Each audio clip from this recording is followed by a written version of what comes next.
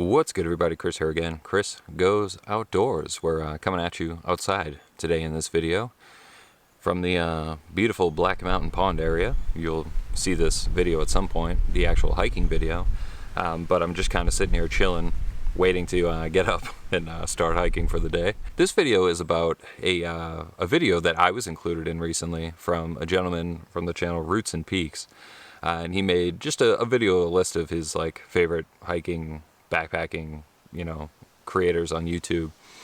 And with each person, he gave kind of a little description about the person. And on mine, he mentioned that I used to do a lot more gear videos, and in the last couple of years have really kind of stepped away from that.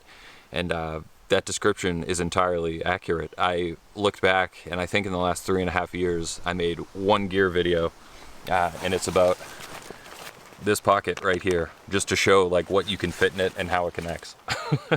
And I think that's the only gear video I've posted in the last 3.5 years. And I just kind of wanted to talk about why that is. So essentially, when I first started, the whole hiking, backpacking, and YouTube channel, gear was super cool to me. When you find something new and you're just you kind of dive down that rabbit hole. And that was me with gear. I was so into it. I was watching all sorts of YouTube videos about it. I was looking online, looking at people's gear lists, and I was just super into it, reading up everything I could about gear, why people were carrying this instead of this, why they would take this instead of that. And just went down that entire rabbit hole, framed backpacks versus frameless, single wall shelters against double wall shelters, all the different cook systems you could have. You got gas stoves, Esbit stoves, alcohol stoves. So I ended up buying tons of stuff. I loved it, getting something new, testing it out, testing it on trail, seeing how it worked for me, what I liked about it, what I didn't like about it. That whole thing was just new to me, and it was cool because it was kind of a learning experience for me. So I found a lot of joy in the process of being able to make the gear videos, the process of trial and error, finding what I liked, what I didn't like, why I liked it, why I didn't like it. There was a lot of joy in that for me, especially as a content creator. The gear videos like that, even just showing initial setups and stuff, long-term gear reviews over time, stuff like that is extremely helpful. And for a YouTube creator, it's essentially a win-win situation. So one, you post the video about anything, let's say the quilt right here. So I make a video about this quilt, this Enlightened Equipment Revelation quilt. I already have a video on it. I post this video, and people that are looking at this as an option get to look at it, see what I thought about it, and maybe they can learn something they didn't know about it. And it's just great, you can find more information, see if it's something that would work for you. And at the same time, that video, more than likely, if it's even decently done, the YouTube creator who posted is probably going to get a lot of views on that video, especially if it's a, pretty well sought after piece of equipment, because gear videos just do very well on YouTube. There's a lot of people out there looking for gear, and they want to see it in action, see it with a person who's used it, and help make their decision. So it's essentially just a win-win. The people who watch the videos get information, you get views, and everybody's happy, right? So after that kind of initial trial and error going through all sorts of equipment, I had a pretty much dialed in setup once I hit the Appalachian Trail in 2017. And after the Appalachian Trail, I did make gear videos for pretty much everything that I used out on the trail. And those videos all did very well, and it boosted the subscriber count of this channel pretty drastically at the time. I think I had 1,000 subscribers, and I feel it went out to 10,000 really quick once I posted, a bunch of gear videos. Gets more eyes on the channel because more people are searching for that stuff. And then 2019 rolled around. I made a video for the Colorado Trail and my gear for that, but most of it was pretty much the same. I was testing out a new quilt at the time. I had switched backpacks, and I think other than that, most of the stuff was identical or close to identical. And I got back, instead of doing individual gear videos, I just made 2 that were what worked well for me out there with gear, what didn't. And those videos both did very well. But after 2019 in the Colorado Trail, my setup has almost not changed at all. Ironically, I'm saying this as I'm sitting in a different tent than I usually use, but I look past that for now. The vast majority of stuff that I continue to use, I have been using for, at this point, since 2019. And yeah, I just haven't really purchased a lot of new gear. So the system I have at this point, I know what I can expect from my gear, like almost inside and out. Like I know how everything performs and it just works.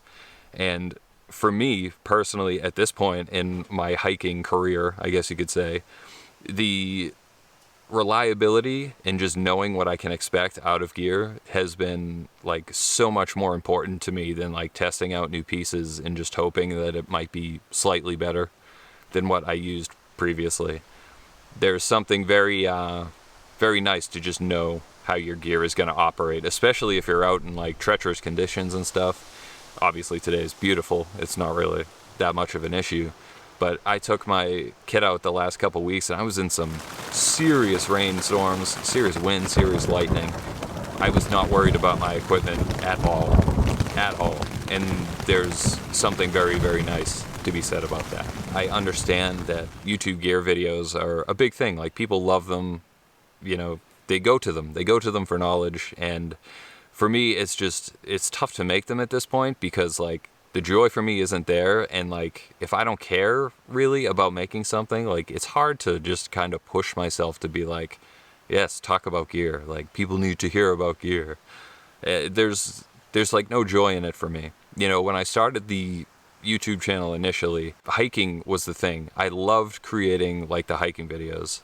I started on the GoPro and just like, well, started on my cell phone too, kind of. So it was like my cell phone and GoPro, and it was just me out on the trail, like checking out all these like new trails, super cool views up in New Hampshire. You know, the New Hampshire 48, 4,000 footers, the New Hampshire 52 with a view. Pretty much any mountain I could find that had a great view is where I wanted to be. And I included some of the gear stuff because it was exciting to me. But like the joy for me at this time, as far as like gear videos, is just not there. I'm not really testing a bunch of new gear at all. I've bought maybe like, I don't know, 5 new things in the last couple years, and I've used them here and there, like randomly. You might have seen them in a video once or twice, but ultimately I just keep coming back to the same stuff because I know how it operates. I'm so used to it, and I just love knowing that and having that reliability. So that's essentially what it comes down to. My joy that I used to experience from, you know, checking out new gear, testing new gear, stuff like that, it's just not really a thing for me anymore. Like the joy that I experience and have experienced from the start of this YouTube channel comes from the videos that I make out on trail. I love being out on trail. I love hiking. I like getting sweet views. I like chilling in camp. It's almost noontime. I've been awake since like 6 o'clock this morning. You know, that's where I find my joy, out on trail. Gear to me is secondary. Gear to me is a means to get me to where I need to get and to get me there comfortably and effectively. And that's just kind of where it stands right now. Maybe, you know, the joy for gear will return for me, but for now it hasn't. You know, it would be pretty lucrative if it did. I mean, as far as YouTube goes, like you get ad revenue if you're a content creator and you're in the partnership program. You get ad revenue from views you get, and gear videos do very, very well. And on top of that, affiliate links and stuff in the description for people to click on. If they make a purchase, you get a percentage of that. Like, you can make good money, you know, reviewing gear, but to me, there's just no joy there, and I don't see that returning, at least anytime soon. Right? Maybe, I doubt it though. I mean, it's been 3.5 years, I think going on 4 at this point, and it's all the same. You know, for the people that are still looking, there's obviously plenty of people out there that are making gear videos. you know, from the smallest channels to the biggest. Like, if you look for anything that you're looking for gear-wise, there's probably a video of somebody demoing it, showing it, reviewing it out there. And yeah, if I have something to say about a piece of gear, I find that it's worthwhile that I do like some sort of review or talk about it on the channel, I'll do it for sure if I find that it would add value to the people that watch this channel. But for now, I'm content. I like the gear that I have. Again, pay no attention to the random different tent that I'm using today, but for the most part, I'm just happy. I'm content, and have just been enjoying my time back out on the trail, doing what I like to do, which is making like hiking videos out on trail, showing the trail, showing the hiking, and just enjoying my time out. So that's going to do it, everyone. Hope this video was helpful, and hope it kind of helps explain as far as why I haven't really been making gear videos. Thanks. Take care.